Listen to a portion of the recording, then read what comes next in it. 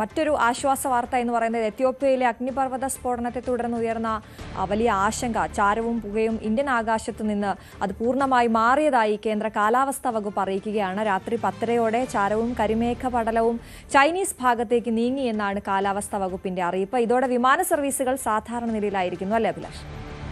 തീർച്ചയായിട്ടും ഇന്നലെ രാത്രി 7:30 മുതൽ 8 മണി വരെ ഈ സമയത്തിനുള്ളിൽ തന്നെ ഈ ചാരമേഘവും എല്ലാം സൾഫർ ഡയോക്സൈഡ് അടക്കമുള്ള വസ്തുക്കൾ ഉള്ള ഈ ചാരമേഘം ഇന്ത്യൻ അതിർത്തി വിട്ട് ചൈനയിലേക്ക് കടക്കുമെന്നുള്ളതായിരുന്നു കാലാവസ്ഥാ നിരീക്ഷണ കേന്ദ്രത്തിൻ്റെ വിലയിരുത്തൽ. അത് രാത്രി 10:30 തന്നെ സംഭവിച്ചിരിക്കുന്നു എന്നുള്ളത് ആശ്വാസകരമാണ്. കാരണം ഇന്നലെ എയർ ഇന്ത്യ മാത്രം 11 ഫ്ലൈറ്റുകളാണ് ക്യാൻസൽ ചെയ്തത്. അതുപോലെ ആകാശ എയർ ജിദ്ദ, അബുദാബി, ദുബായ്, അങ്ങനെ UAE-യിലേക്കുള്ള എല്ലാ ഫ്ലൈറ്റുകളും ക്യാൻസൽ ചെയ്തിരുന്നു. ഇൻഡിഗോ നിരവധി ഫ്ലൈറ്റുകൾ ക്യാൻസൽ ചെയ്തു. അങ്ങനെ ആളുകൾ, സഞ്ചാരികൾ വലിയ രീതിയിൽ ബുദ്ധിമുട്ടിയ ഒരു ദിവസമായിരുന്നു കടന്നു പോയത്. അങ്ങനെ ആ ഒരു ദുരിതത്തിന് ഇപ്പോൾ അറുതി വന്നിരിക്കുന്നു. ഇന്നു മുതൽ കൃത്യമായ രീതിയിൽ ഫ്ലൈറ്റുകൾ മുന്നോട്ട് പോകും. പക്ഷേ അതിലും ചില നിർദ്ദേശങ്ങൾ DGCA നൽകുന്നത് കൃത്യമായ രീതിയിൽ എയർ പരിശോധിച്ച്, വായു നിലവാരം പരിശോധിച്ച് എന്തെങ്കിലും ബുദ്ധിമുട്ടുകൾ ശ്രദ്ധയിൽപ്പെടുന്നുണ്ടെങ്കിൽ അപ്പോൾ തന്നെ അത് തിരിച്ചറിയാനോ റീറൂട്ട് ചെയ്യാനോ ഉള്ള നിർദ്ദേശം കൂടി DGCA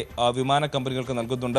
എന്തായാലും ഈ സൾഫർ ഡയോക്സൈഡ് അടക്കമുള്ള രാസപദാർത്ഥങ്ങൾ അടങ്ങിയ ഈ പുക ഇന്ത്യയുടെ അതിർത്തി വിട്ടിരിക്കുന്നു എന്നുള്ളത് നമ്മളെ സംബന്ധിച്ച് ഒരു ശുഭകരമായിട്ടുള്ള കാര്യമാണ്. ഇത് ചൈനയിലേക്കാണ് നീങ്ങുന്നത്, നമ്മുടെ അയൽ രാജ്യത്തേക്കാണ് നീങ്ങുന്നത്.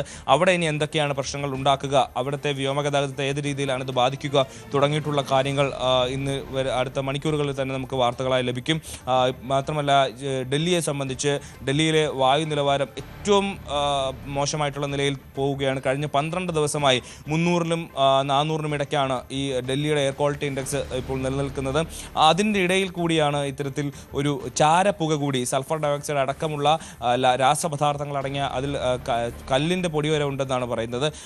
അത്തരത്തിലുള്ള ചാരപ്പുക അടങ്ങിയ ഈ ഒരു പുക പടലം ഡൽഹിയിലേക്ക് എത്തുമ്പോൾ അത് വീണ്ടും വായു നിലവാരത്തെ ബാധിക്കുമെന്നുള്ള റിപ്പോർട്ടുകൾ വന്നിരുന്നു. എന്നാൽ അന്തരീക്ഷത്തിൽ നിന്ന്, നമ്മുടെ പ്രതലത്തിൽ നിന്ന് 10 കിലോമീറ്റർ മുകളിലാണ് ഈ ഒരു ചാരപ്പുക നിലനിൽക്കുന്നത്. അതുകൊണ്ട് തന്നെ നിലവിൽ വലിയ പ്രശ്നങ്ങളൊന്നുമില്ല എന്നുള്ളതാണ് ഇന്നലെ തന്നെ വന്ന റിപ്പോർട്ട്. പക്ഷേ ഇത് മഴയായി പെയ്യുമ്പോൾ ഇത്തരം രാസപദാർത്ഥങ്ങൾ മണ്ണിലേക്ക് എത്താനും അമ്ല മഴയായി മാറാനുള്ള ഒരു സാധ്യതയൊക്കെ ഇന്നലെ തന്നെ വന്നിരുന്നതാണ്. അക്കാര്യത്തിലൊക്കെ ഇനി എന്താണ് നമ്മുടെ ഡൽഹി ഭരണകൂടം ചെയ്യാൻ പോകുന്നത് തുടങ്ങിയിട്ടുള്ള കാര്യങ്ങൾ നമുക്ക് കണ്ടു തന്നെ അറിയണം.